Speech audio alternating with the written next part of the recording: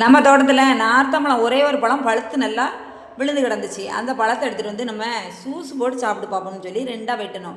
வெட்டி அதில் இருக்க விதையை நீக்கி நல்லா எடுத்துக்கிட்டோம். ஆனால் மாம்பழ சூஸு, மாதுளை சூஸு, எலுமிச்சம்பழத்தை கூட சூஸ் போட்டு எல்லாமே நம்ம சாப்பிட்ருப்போம். இருந்தாலும் நார்த்தம்பழம் சூஸு யாருமே சாப்பிட்ருக்க மாட்டீங்க.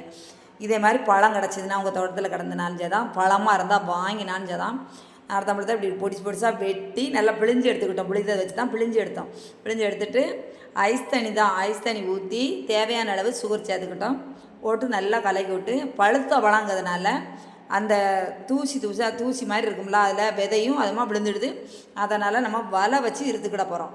நல்லா வலை வச்சு இருத்து அதை குடித்து பார்த்தோம். அவ்வளவே டேஸ்ட்டாக இருந்துச்சு. ரொம்பவும் மணமாகவும் இருந்துச்சு. நார்த்தப்பழம் அவ்வளோ மணமாக இருக்குது.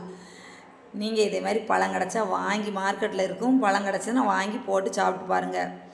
ரொம்பவே டேஸ்ட்டாக இருந்துச்சு நார்த்தம்பழம் ஜூஸு.